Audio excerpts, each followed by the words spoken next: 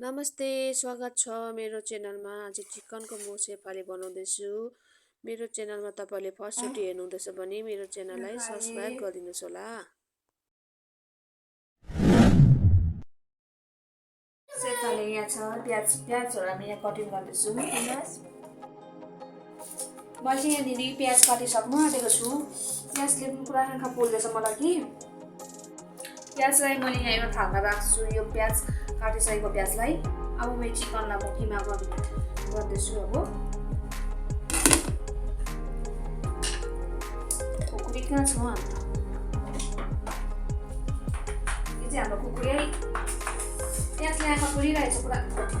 टोकिलो प्याज छ नि।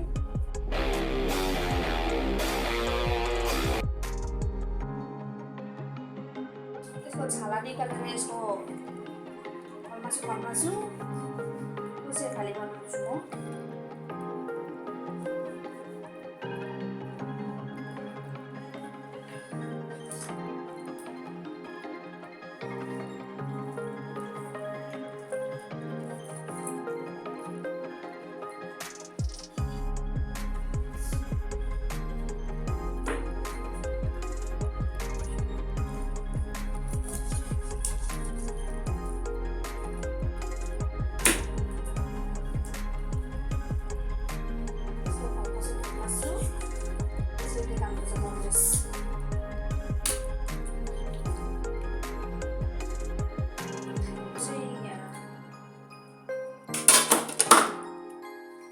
मासु है काटेर राखिनु। अब म किमा गर्दैछु।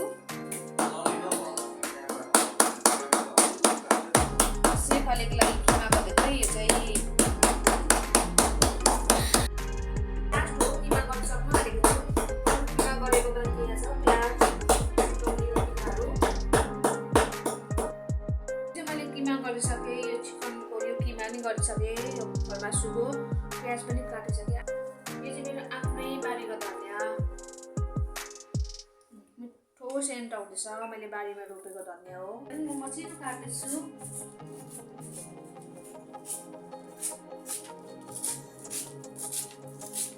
मिठो हुन्छ नि धनिया हाल्यो भने सेफालेमा।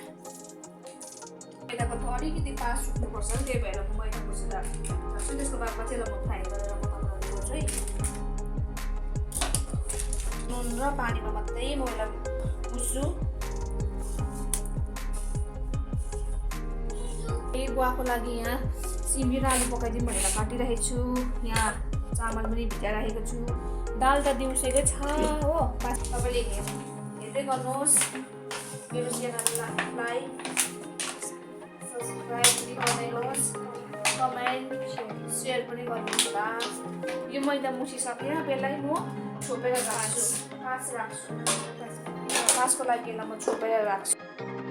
अब फ्राईको लागि रेडी हुँदैछु म। कराई तातियो। म तेल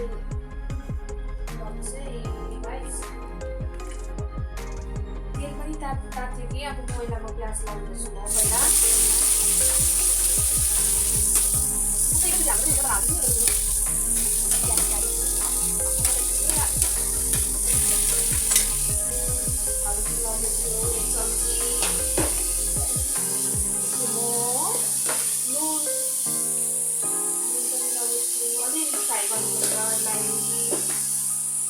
त्यसपछि अजिनामोटो हुचिङ पनि भन्छ यसलाई। अलिकति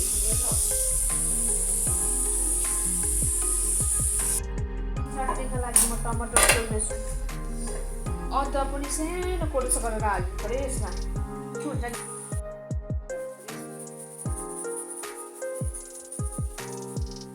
पाक्दैछ। लागि मसला पनि भुट्दैछु। फ्राई गर्दै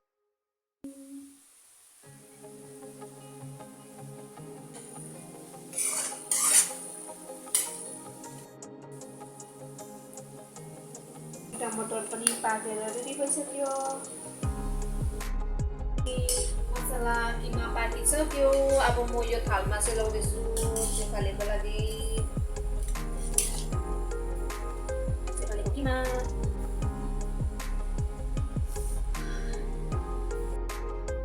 डल्ले खोर्सानी सुकेको डल्लेको खोर्सानी हो जति नै बहिनीले दिनुभएको थियो कि त्यही डल्ले खोर्सानीको अचार लसुन र डल्ले खोर्सानीको अचार बनाउँछु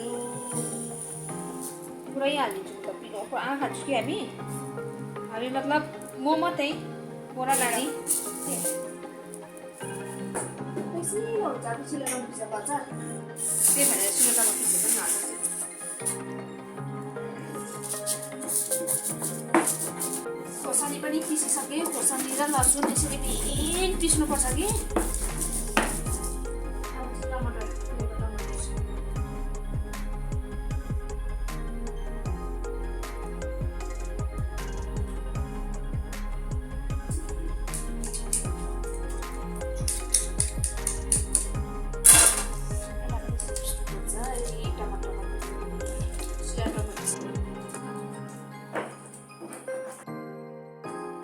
पिसिसकेँ अब मैले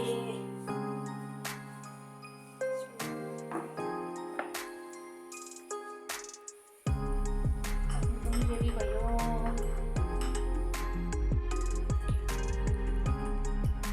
पिरो भएछ पिरो खानेको लागि स्टार्ट गर्दैछु तेल लाउँछु म यसरी रोटी बेल्नुपर्छ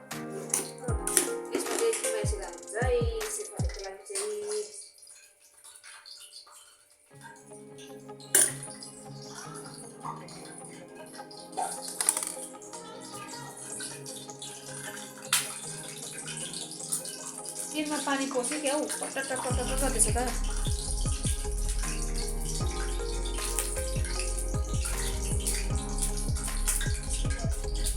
यसरी यसको सेफालेको चाहिँ बुट्टा बनाउनुपर्छ है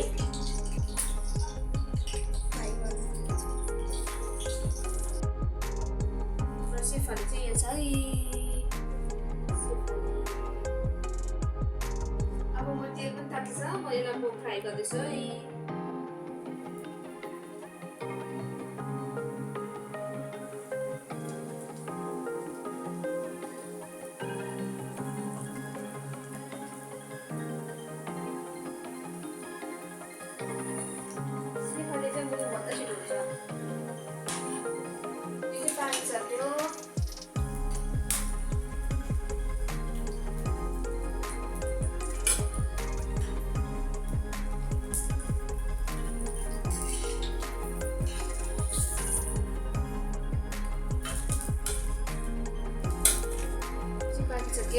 सेफाले हाम्रो तातो सेफाले जे पनि पकाउनु हुन्छ नि त्यो त एकपल्ट खाए पनि खाएको भयो फेरि खाएँ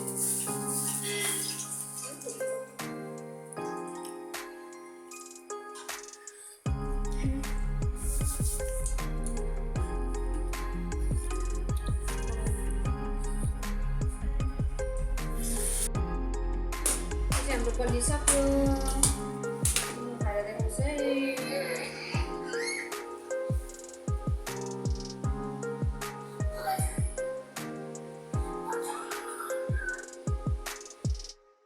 हेलो अब चाहिँ मैले बनाइसकेँ अब हामी खानु लागि रेडी भइसकेको छु मैदा बचेको थियो त्यसको मैदा उब्रेको थियो त्यसको चाहिँ पुरी बनाएको छु है पुगेन भनेर अनि सेफाले अब खाएर म अघि देखाउँदै देखाएको पनि कस्तो भयो भनेर फेरि खाएर देखाउँछु के हाम्रो सब्जी त्यो मजा आउँछ त्यसो खाएको कि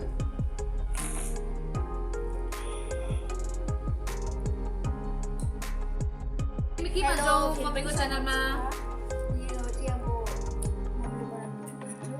यो चाहिँ मैले डिजाइन मारेको हेर्नुहोस् त्यति राम्रो छ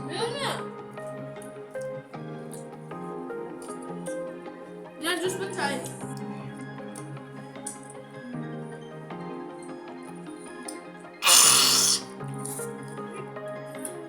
आन्टीको च्यानललाई के भन्छौ भन्देऊ झेचुमा पढेर त के भन्छौ भन्दै त यहाँ हाम्रो झेचुले पनि झेचुको कपाल हेर्नुहोस् न कति लामो छ के हो झेचु यो कसको कपाल हो तिम्रो हो तिम्रो जुस यहाँ छ ल पुरी खान्छौ पुरी तिमी चाहिँ सानो पुरी तिमी चाहिँ यहाँ चाहिँ सानो पुरी चाहिँ सानो सेतो पुरी